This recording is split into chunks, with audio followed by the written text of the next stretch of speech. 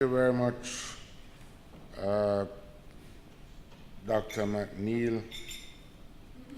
Let me thank also Lisa, President of the Negril Chamber of Commerce, for being so kind as to organize this meeting with the Negril Chamber and other members of the Negril community. I see here not many former presidents of the Negril Chamber. I don't want to exclude any of the presidents of the past. Presidents also of JHTA, former. So let me just say to all of you who are here, I very much appreciate your presence here with us this afternoon. Wickham's speech was much longer than mine will be, because we are on a listening tour, and I'm emphasizing that I want to hear more than I speak, although I will share some basic thoughts with you.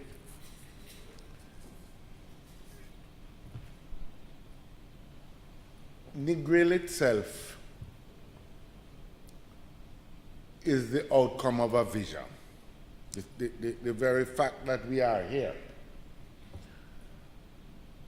and that this huge tourist center is here is really the result of a vision of Norman Washington Manley going all the way back to the 1950s, when he decided that he would put a road through what everybody viewed was just a swamp with no particular commercial value.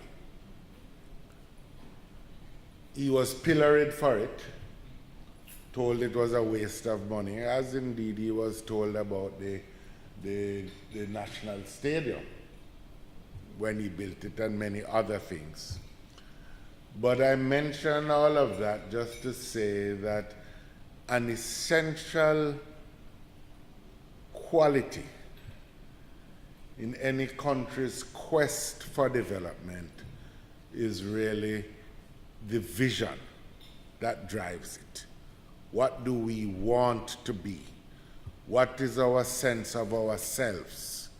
How are we going to achieve this once we have defined it? And in many respects, that vision of what Jamaica ought to be and can be has been defined for us over many decades by the founders of the country, the pioneers of our independence, Manley himself, Bustamante, the generations after. But one of the things that is very apparent now, and I would say if I even go back to the previous administration, was that despite all the gains that have been made by the country, there were some critical deficits on our national balance sheet. One which I spoke about too much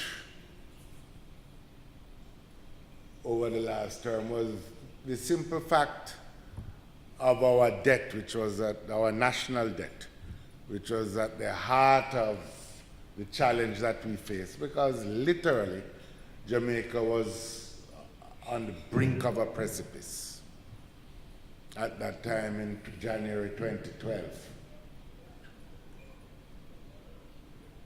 And it is the lesson learned then in the midst of that crisis, because a crisis should never be wasted, and because there are always vital lessons to be learned.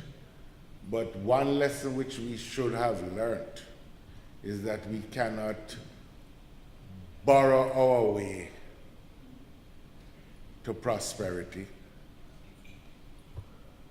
And I'm using the word in the standard English language usage of the word, not using it as a political slogan. We can't borrow our way to riches and sustained growth, in other words. We should have learned from that also that we need to be much better as a country, much better stewards and guardians of public resources. Because when you are highly indebted as an individual or as a country, it really means that you have to marshal the resources that you have to a much better degree. I think the evidence all around us is that we still have not sufficiently learned the second part of that, the careful use of resources. Taxpayers' resources can be just dispensed as political patronage for one side or the other, because it is very difficult for the taxpayers to earn these resources and to pay them over as taxes. We need to get value for money when we spend. But beyond that, I think in the deficits that we see all around us, there are some critical areas that affect Negril. But what are these deficits, these fundamental failings? And I say that not from the vantage point of praising one administration and attacking another, but just simply that when we look at what we have accomplished and where we are, despite all the gains, there are some obvious deficits.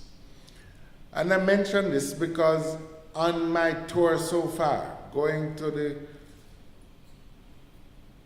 students up at UTech, talking to young professionals in Montego Bay, talking to business people with the banks behind closed doors, everybody points to these deficits, and everybody is insisting on an approach to political life that deals with the reality of our existence and not with the public relations components of a political message.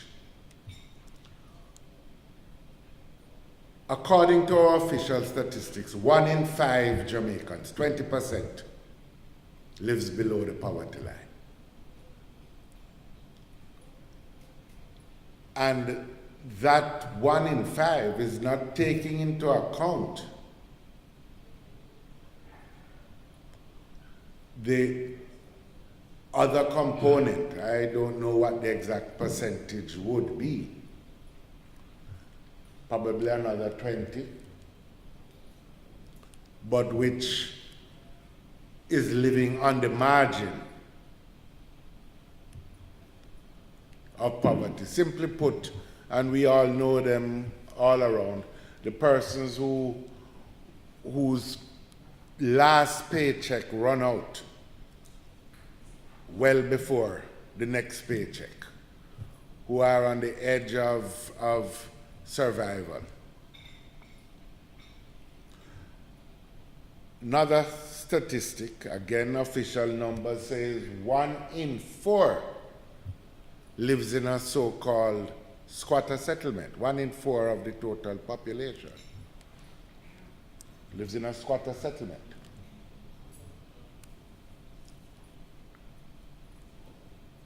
That in turn has all kinds of implications for crime.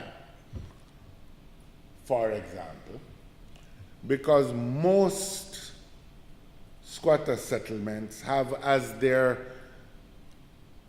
social foundation, we might call it, an alliance between the needy, needing just a place to live, and an element of criminality. The foundation of that is because these settlements have no amenities, water, lights generally, so in many parts they are stolen. The JPS has been making, they had a huge ad campaign about these things. The stealing of electricity, although all stealing is not restricted to squatter settlements. All stealing of electricity. But insofar as squatter settlements have a need to steal because it's difficult to get connected, need to steal water also, then they have a basic, what you might almost call a structural need to ensure that those who want to collect can't come in or to disconnect, can't come in. Hence, the alliance with those who would prevent the authorities from coming in. Because of the terrain and the lack of planning, they also can't be policed. Most of them cannot be effectively policed. There's no roadway to drive a police patrol car through the settlement. So they often become havens of criminality, and it is not accidental that the places often with the highest incidence of crime are also places with the highest density of squatter settlements.